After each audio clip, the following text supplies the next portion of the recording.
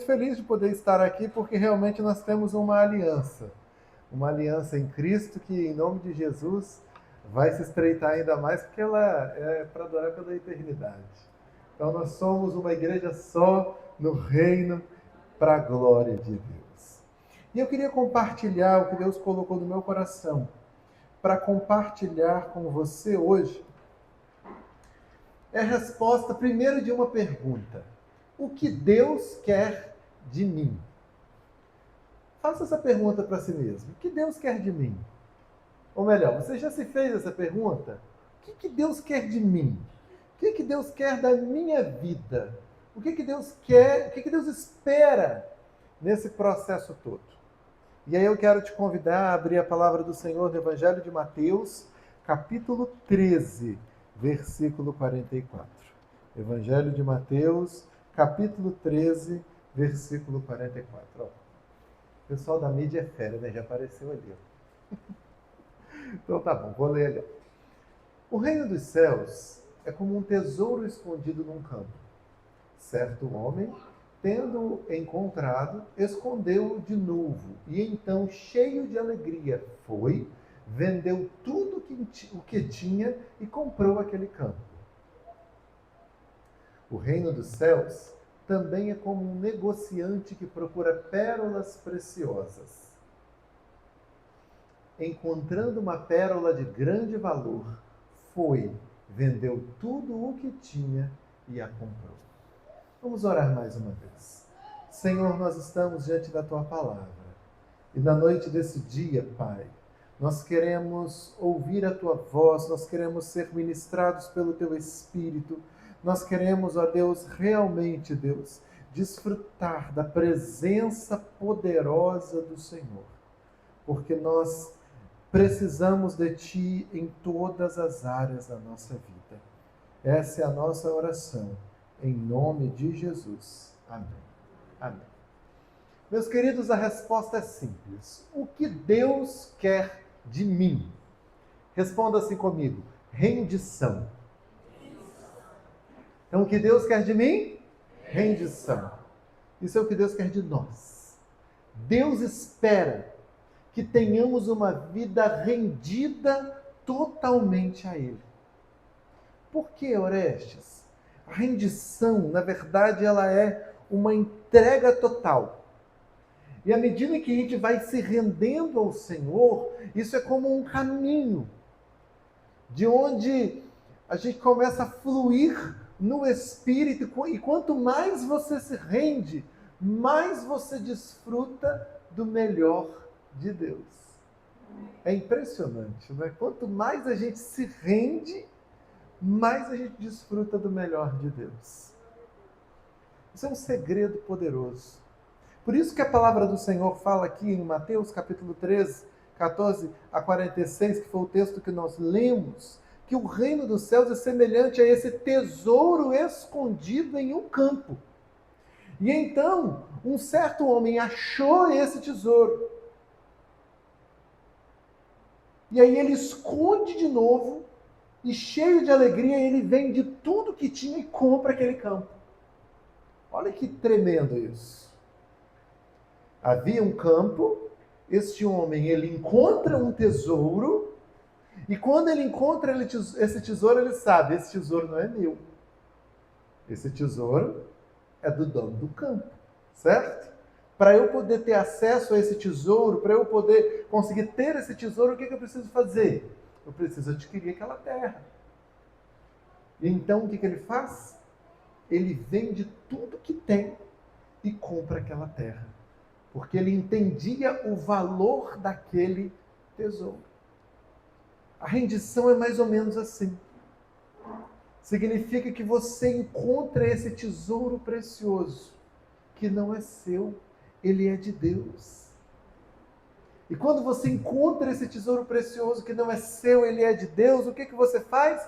Você vende tudo que tem. Qual que é a ideia do vender tudo que tem? Não é uma compreensão capitalista da coisa. Na verdade, significa que você está se entregando totalmente. Tudo que você tem está sendo investido para que você possa ter acesso a esse tesouro precioso. Por isso que quando a gente pensa numa definição aí de rendição, a gente está pensando num comprometimento total. Não é pela metade. Ele é total. Significa que os nossos motivos, as nossas motivações, os nossos recursos, as nossas propriedades e os nossos objetivos para cumprir alguma coisa ou para realizar uma tarefa, tudo isso é direcionado ao Senhor. Forte, não é isso? Você pensar que as suas motivações, suas propriedades, seus recursos, seus objetivos, tudo aquilo que você pensa, que você sonha, que você almeja, que você planeja, basicamente toda a sua vida, ela vai ser direcionada num comprometimento total. E esse comprometimento total tem um nome. Esse nome é Jesus. Render-se ao Senhor. Render-se a Jesus Cristo. Por isso que a Bíblia fala que a gente tem que confessar a Jesus Cristo como nosso Salvador, mas também como nosso Senhor. E nós temos que crer no nosso coração que Ele é o nosso Senhor, porque nós estamos nos rendendo a Ele. Só que talvez esse seja um dos nossos grandes problemas. Por quê? Porque a gente associa rendição a vergonha, humilhação, derrota, prejuízo, perda. E aí, sem querer fazer nenhum tipo de comentário pejorativo, mas é interessante como que é sofrida a rendição do crente, né? A gente chora e chora e chora e chora e dramatiza a bendita da rendição de um jeito assim que é impressionante. Como dói se render. E a gente canta, abro mão dos meus sonhos, e vai chorando. Abro mão dos meus sonhos, e vai, deixa correr lágrima. Abro mão da minha vida por ti, Senhor. Eu entrego tudo, e vai chorando, e vai. Eu já fiz essa oração, gente. Eu estou falando com você. Não estou te julgando, não, porque eu também já passei por esse processo. E se rasga no chão, de braços abertos, e chora, e se derrama. E deixa chorar. Eu me lembro de algumas vezes ter vivido isso, inclusive na missão, né? Porque era lá do outro lado da ponte. E algumas conferências que eu participei, eu era adolescente, olha só. Aí vinha aquele mover de Deus e tal, principalmente quando falava chamada e vocação, meu Deus do céu, era o momento do chororô, e como doía. E algo tão impressionante, porque não é o que Deus traz, mas é a nossa visão humana, como seres humanos, como a gente associa essa questão da rendição à derrota. A ideia é que se você for dedicar sua vida para o Senhor, você vai ver uma vida de derrotado. Ser pastor, então, de tempo integral, Deus me livre, significa que você vai ver uma vida de miserável pobre. Porque é algo que não tem... Não pode. E eu acho interessante, né, pastor Marcelo, que antigamente, nas grandes famílias, quando havia um ali que desejava o caminho, né, das pessoas da Igreja Católica, de fazer um seminário para se tornar um padre, aquilo para aquela família era um motivo assim, de honra. Uau! Nessa família tem um padre, né? Aí a gente traz isso para o meio evangélico, ali tem um pastor, aí todo mundo, oh, coitado, vai viver. Ou então, missionário então piorou, né? Missionário significa que vai passar sacrifício a vida inteira. Se não morrer no campo e ficar com o corpo esquecido lá, coitado da família, não vai nem chorar a morte do filho. Essa é a ideia que a gente tem de rendição e de entrega, derrota, perda. Mas não é isso que Deus tem para nós. Não é isso que Deus tem para nós. Quando a gente abre a palavra do Senhor, na carta de Paulo aos Romanos, no capítulo 12, versículo 1, Romanos 12, 1, a palavra diz assim: portanto, irmãos, rogo pelas misericórdias de Deus, que se ofereçam em sacrifício vivo, santo e agradável a Deus. Este é o culto racional de vocês. Se a gente for observar nesse texto, nós temos um mandamento, nós temos uma motivação e nós temos a atitude e a razão. Que mandamento é esse? Ofereça o seu corpo. Paulo está falando. Entregue, se renda, se ofereça em sacrifício vivo, santo e agradável a Deus. Mas qual é a motivação para essa entrega? A misericórdia de Deus. É interessante, né? Porque nosso olho vai lá no sacrifício vivo. Meu Deus, vou ter que me sacrificar. E a gente esquece que no mesmo texto tem o termo misericórdia. A Bíblia fala que a misericórdia do Senhor é a causa de não sermos consumidos. Certamente que bondade e misericórdia me seguirão todos os dias da minha vida e habitarei na casa do Senhor por longos dias. Deus é um Deus misericordioso, compassivo, tardio em irar-se. A Bíblia fala que o nosso Deus, Jesus falou isso. Qual pai que o filho lhe pedido um pão vai lhe dar uma pedra? E ele fala, quanto mais vosso Pai que estás nos céus. Deus é um Deus misericordioso, amoroso, compassivo, perdoador, cheio de bondade. E aí, Paulo, eu estou rogando a vocês, pelas misericórdias de Deus, que se ofereçam em sacrifício vivo. Às vezes a gente acha assim, por conta da nossa cultura, a gente pensa, pelo amor de Deus, se renda ao Senhor. Só que nessa expressão, pelo amor de Deus, não significa o amor de Deus. A gente fala pelo amor de Deus como uma forma de fortalecer o nosso argumento para que a pessoa faça aquilo que a gente quer. Mas se a gente refletir pela misericórdia, pelo amor de Deus, eu estou rogando a você. Ou seja, esteja atento que o seu Deus é aquele que te ama, que cuida de você, que presta atenção em cada detalhe da sua vida. Ele é aquele que cuida dos lírios do campo, Ele é aquele que cuida dos pássaros, Ele é aquele que faz o melhor, Ele criou o mundo. A esse Deus, abre os seus olhos, se renda e se ofereça a Ele. É isso que Paulo está falando. E aí a gente entende que essa atitude de rendição é a atitude mais sábia que você, enquanto cristão, você pode tomar diante do Senhor. Por quê? A razão pela qual nós nos rendemos é porque nós fomos criados para a adoração a Jesus.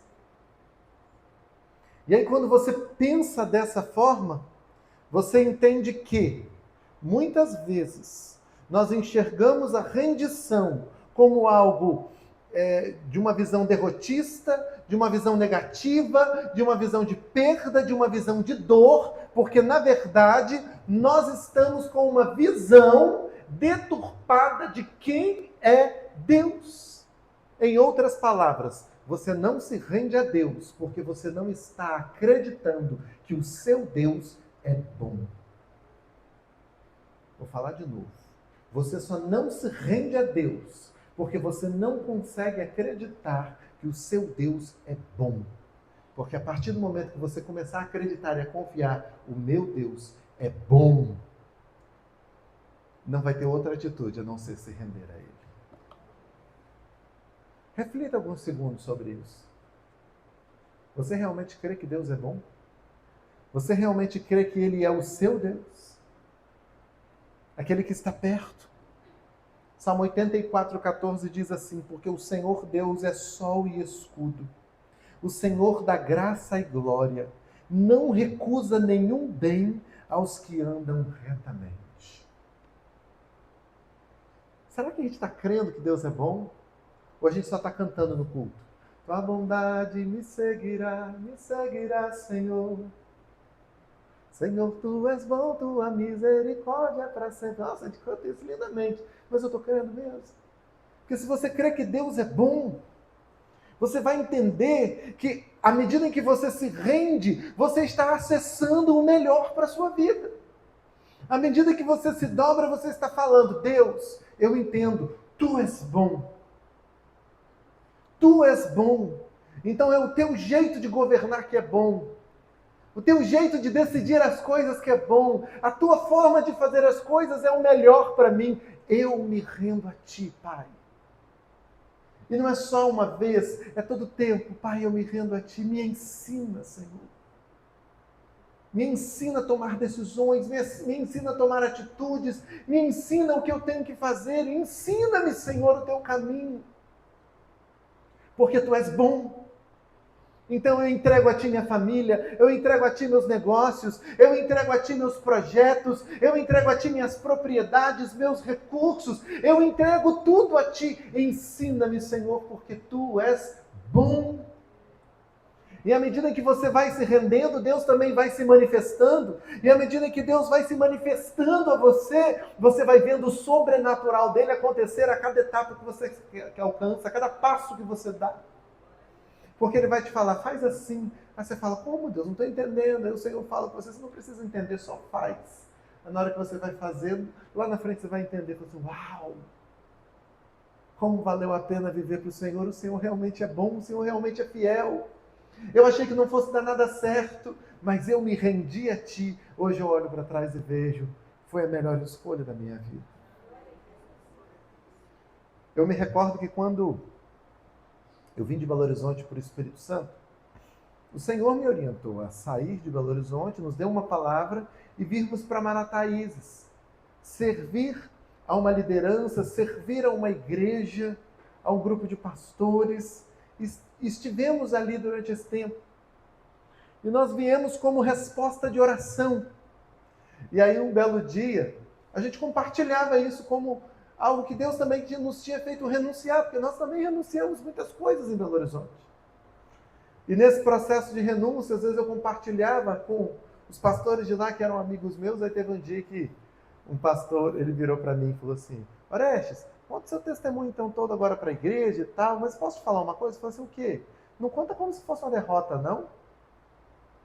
Eu olhei para a cara dele, mas eu não estou enxergando como uma derrota, não? Eu falei assim, não, porque às vezes você fala assim, como se fosse tão doído viver esse momento de renúncia. Aquilo me abriu os olhos, eu falei assim, caramba, o que está saindo da minha boca? Realmente, Deus, eu estou muito focado naquilo que eu perdi. Por quê? A gente troca o certo pelo duvidoso, vamos dizer assim. Deus fala, a gente obedece. Minha esposa está aqui, do lado ali da minha sogra. Ela sabe muito bem que eu sou desse tipo. Deus falou, já vou eu.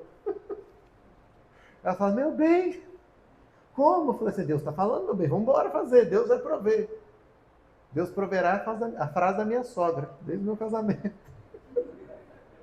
Desde o casamento da sogra, Deus proverá. Eu lembro que quando a gente estava preparando o casamento, toda vez eu lembrava. Às vezes meu coração ficava ansioso, meu Deus, de onde virá o recurso? Eu lembrava da minha sogra falando, Deus proverá. Eu falei assim, amém, Senhor proverá.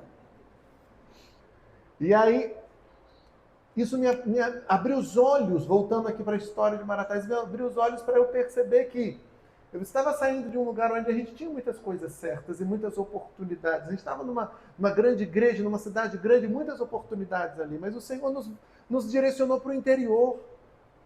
E num primeiro momento você fica assim meio que perdido, assim, Senhor, e agora o que nós vamos fazer? Como é que a gente vai viver? E tal, e aí?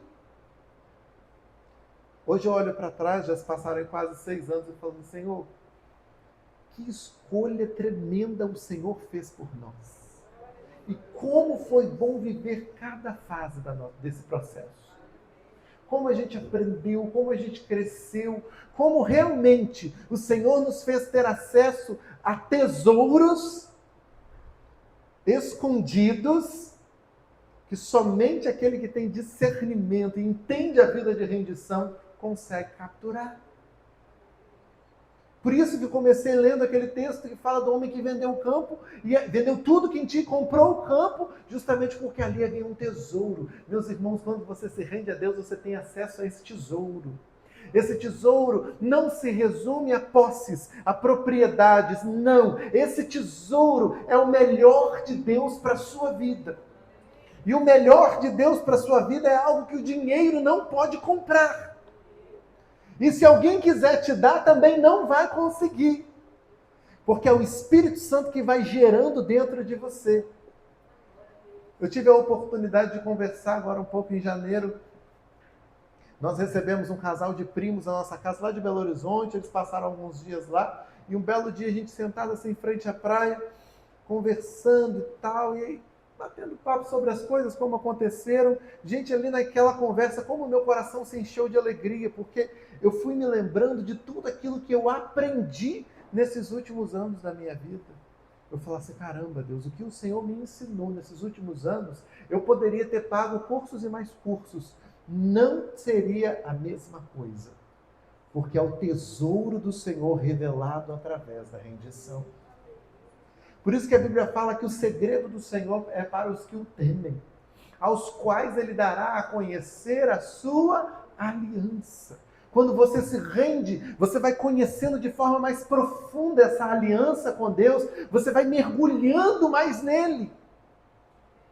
Aí você sai do nível das circunstâncias. Você sai do nível das preocupações. Quando você olha para o mar, meu irmão, o que acontece? Quanto mais na superfície você está, mais você sente a ondulação. Quanto mais na superfície você está, mais você sente a tempestade, mais você sente o temporal, mais você sente o turbilhão de dificuldades. Agora, quando você mergulha, você tem acesso a um universo pouco explorado. A um universo que é para poucos. A profundidade é para poucos. A profundidade é um lugar de silêncio. É um lugar de calmaria. Não dá para andar rápido demais na profundidade. O mergulhador ele vai devagarinho. Não é? O mergulhador ele vai explorando ali, ó, detalhe por detalhe. E aquele que mergulha, ele consegue contemplar uma beleza que só ele pode descrever. É assim a presença do Senhor. Quanto mais você se mantém na superfície, mais você vai sentindo o barulho das ondas, mais você sente a náusea, o enjoo, o desespero, a angústia, porque você acha, eu vou naufragar, eu vou naufragar, eu vou naufragar. E é o que Jesus está falando com você, mergulha. Mas eu vou naufragar, Senhor. O Senhor fala, mergulha, se rende. Mas, Senhor, o que eu vou fazer? Como é que eu vou respirar? O Senhor fala, só se rende. Mergulha, se lança.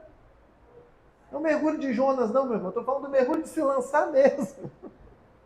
O mergulho de ir mais fundo, como a gente canta. Quero ir mais fundo, leva-me mais perto, onde eu te encontro, no lugar secreto, aos teus pés me rendo, pois a tua glória quero ver. Olha isso. Vê se não dá para entender diferente a música agora. É você largar e deixar Deus resolver. Mas o que será da minha vida se eu largar o barco? Não interessa. Eu estou nas mãos daquele que até o vento e o mar obedecem. O que é que vai acontecer na minha vida se eu largar a vela, se eu largar as cordas? Não interessa. Eu estou nas mãos do Todo-Poderoso, daquele que é o Criador, daquele que me dá forças, daquele que é bom, daquele que me anima. Por isso que quando a gente se rende, a gente tem acesso à resposta de uma segunda pergunta, que é o quê? Como obter o melhor de Deus para a minha vida? Se rendendo. O que Deus quer de mim? Rendição. Como obter o melhor de Deus para a minha vida? Se rendendo. Se lançando. Mergulhando mais fundo. Tem gente que está aí atrás de fórmulas, de amuletos, de métodos e campanhas e simpatias, gospel e não gospel e tantas outras coisas, querendo o melhor dessa terra, quando a única coisa que Deus quer que você faça é se renda. Se renda.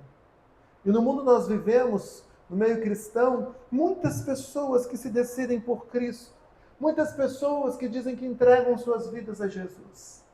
Mas poucos discípulos dedicados, poucos discípulos que realmente se rendem, poucos discípulos que realmente vivem o melhor de Deus, em outras palavras, poucos que têm acesso ao tesouro. E aí na nossa cabeça, a gente já imagina assim, Orestes vai falar agora daquela vida pesada, difícil, que é a vida cristã, porque é muito complicado ser crente nos dias de hoje. Ah, meus irmãos, não é isso que Deus quer. Deus quer que você desfrute da presença dele. Deus quer que você viva uma vida de rendição sem peso, o jugo é suave, o fardo é leve. Mas sabe qual que é o problema? Os valores do mundo. Romanos 12, 2 fala: e não vos conformeis com este mundo, mas deixem que Deus os transforme pela renovação da sua mente. Vou continuar ali. Para que sejam capazes de experimentar e comprovar a boa, agradável e perfeita vontade de Deus. Ou seja, se a gente for olhar de trás para frente, a vontade de Deus ela é boa, agradável e perfeita. Não existe decisão melhor para a nossa vida do que viver a vontade de Deus. Não existe realização melhor para a nossa vida do que viver a vontade de Deus. Ontem eu tive o privilégio de subir o Monte H com um grupo de jovens da igreja do meu irmão lá de Vitória. E eles vieram, nós subimos em mais ou menos ali umas 15 pessoas. Aí ele virou para mim, senhor, você faz uma pregação lá em cima? Eu olhei para a cara dele, pregação em cima do Monte H. E aí, tá bom, vamos embora. Vamos fazer um devocional, né? Porque o solzinho lá pega força. E aí foi muito bacana, porque 15 jovens, uns 3, 4 eram meio que acostumados a fazer uma atividade física, o restante todo era complicado. Então ia parando assim, né? A cada 10 passos parava para um respirar. Aí daqui a pouco o outro respirar. Falei, Senhor, é hoje que a gente chega lá em cima daquela montanha. E lá vamos nós. Aí chegamos para a glória de Deus. Lá em cima, a palavra que o Senhor havia me dado desde o começo era sobre o chamado de Eliseu. E compartilhando com aquela turma de jovens em uma época de escolha profissional, estudando, fazendo faculdade, alguns encerrando seus cursos de graduação, começando a pensar nesse processo de entrada no mercado de trabalho, e a gente estava compartilhando justamente sobre isso. Quando nós somos adolescentes, é aquela angústia, qual vai ser a minha profissão? Aí a gente acha que se a gente escolhe uma boa profissão e passa no vestibular, pronto, problemas resolvidos. Mentira!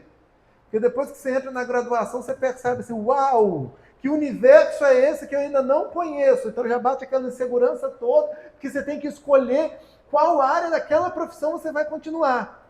Ótimo, escolhi. E de repente, quando você forma o mercado de trabalho, só tem vaga para aquela área oposta àquela que você gostou. A área que você detesta, que você não suporta. Eu falo porque eu nunca imaginei que eu fosse trabalhar com autista na minha vida. Nunca imaginei que eu fosse trabalhar com criança. Na faculdade, você não, já decidi, não vou trabalhar com criança. Autista, então, não quero nem saber. Qual foi a porta que Deus abriu logo depois que eu formei? Autismo, olha que top. No primeiro paciente foi um autista. Severo. Daquele que eu olhei para a cara dele, não falava nada. Já tinha 12 anos de idade, mais ou menos, mas não falava nada, não parava quieto um minuto. Aí eu falava assim, Senhor, o que eu vou fazer? Eu precisava sustentar uma família. Respirei fundo e fui correr atrás de me especializar e tal. Eu sei que meses depois já estava eu atendendo várias crianças e passava o dia inteiro cantando cabeça, ombro, joelho e pé, e rolava no chão com as crianças, andava com... Era uma piada. Alguns faziam xixi em cima de mim, muito legal. Eu tive essa experiência maravilhosa na minha vida. Uma criança com autismo assim, severo nível também, muito... com vários comportamentos agressivos, né? Então, arranhava, batia, aquela coisa toda. Aí, depois de muito trabalho, você entra na linha de tiro, né? Você está ali justamente para mudar esse tipo de comportamento. Então, você tem que ensinar a criança a fazer carinho, ensinar a criança que não pode bater, não pode puxar cabelo, não pode arranhar, né?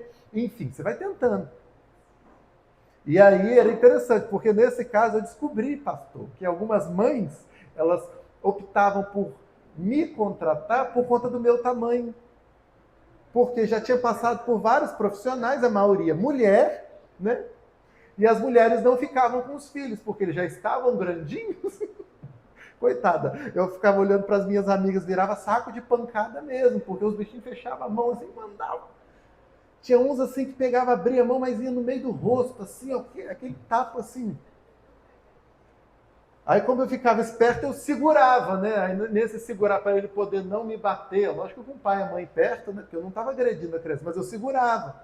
Então, e dava aquela intimidada, né? O tio é maior do que eu e tal, aí beleza, aí o tratamento funcionava. Depois, primeiro eu achei assim, nossa, eu estou sendo tão cogitado, sou um ótimo profissional. Depois eu fui descobrir que não era por isso. Beleza. Um belo dia, gente, um desses veio, subiu no muretinho assim da casa dele, abriu os braços, aí ele deu um abraço. Eu não ia abraçar o menino. Abracei o menino. Que coisa linda. Falei assim, gente, a mãe, Orestes, ele tá te abraçando, que legal. Eu, nossa, que coisa boa. Daqui a pouco eu só senti aquele líquido quente descendo.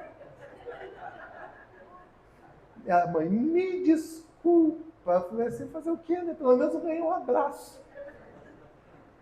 Aí, enfim, histórias e histórias que a gente tem acompanhando crianças com autismo. Eu nunca imaginava viver isso na minha vida. Nunca. Mas eu também nunca imaginava que Deus me permitiria alcançar famílias, entrar em casas de pessoas que estavam passando por vidas tão sofridas e decepcionadas com a igreja, decepcionadas com líderes, decepcionadas com julgamentos de outras pessoas, e o Senhor me usaria naquele ambiente, com um sorriso no rosto, cantando, e ouvia daquelas pessoas aquele desabafo, falava de Jesus. Orestes, eu sei que você não está aqui para isso, mas você ora por mim? Orestes, eu sei que você não está aqui para isso, mas eu estou tão... Me fala sobre a Bíblia, eu estou com dúvida. E olha como Deus foi usando. Hoje eu olho para trás e falo, Senhor, obrigado, porque o Senhor definiu, inclusive, o meu caminho profissional. E eu estava compartilhando em cima da montanha justamente sobre isso.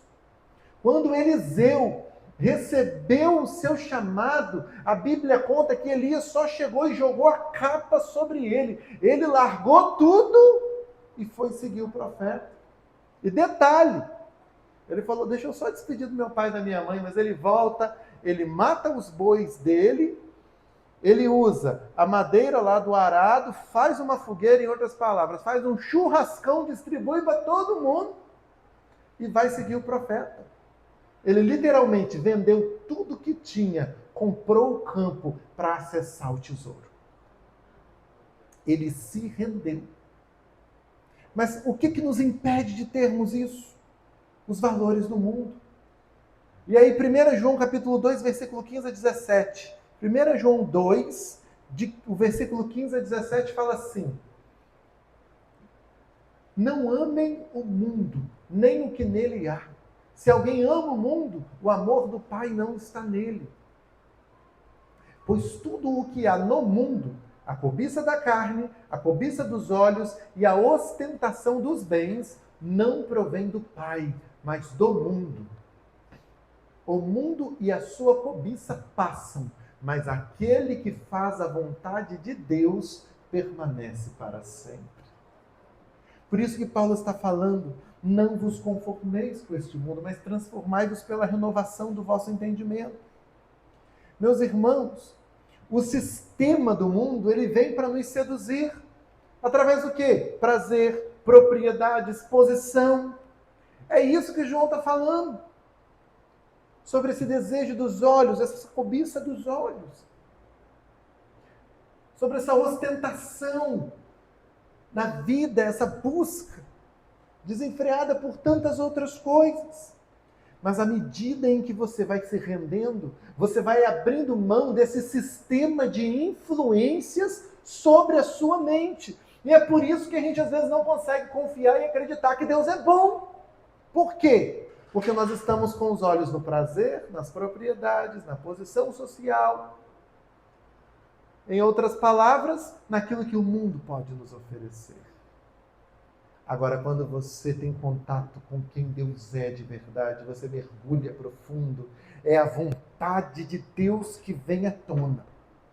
E na vontade de Deus, que é boa, agradável e perfeita, você entende o que Jesus disse: nem só de pão viverá o homem, mas de toda palavra que sai da boca de Deus. É nesse momento que você ajusta o foco.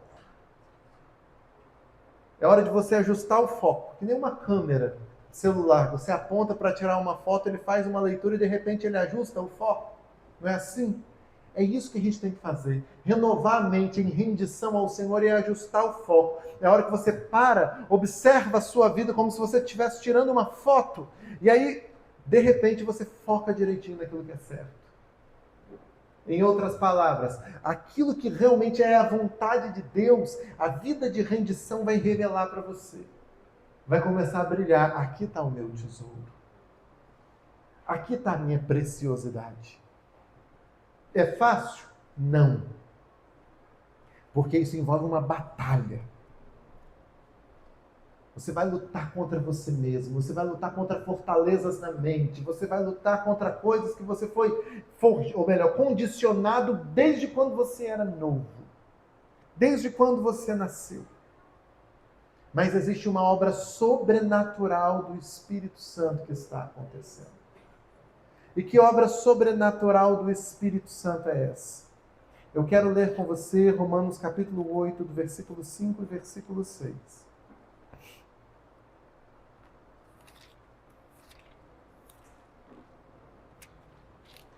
Romanos capítulo 8, 5 e 6 fala assim: quem vive segundo a carne tem a mente voltada para o que a carne deseja.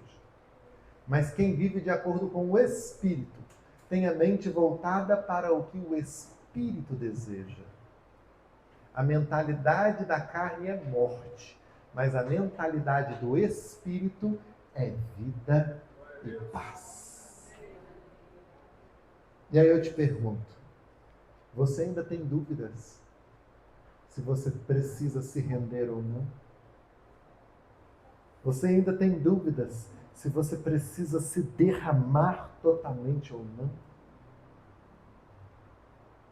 O que Deus espera de mim? Rendição. Como obter o melhor de Deus para a minha vida? Rendição. Entrega total. Vendendo tudo e acessando o tesouro. Larga o barco, larga as cordas, larga o remo, larga tudo. Mergulha na profundidade. Que é isso que queremos. Eu queria que você se colocasse de pé no seu lugar.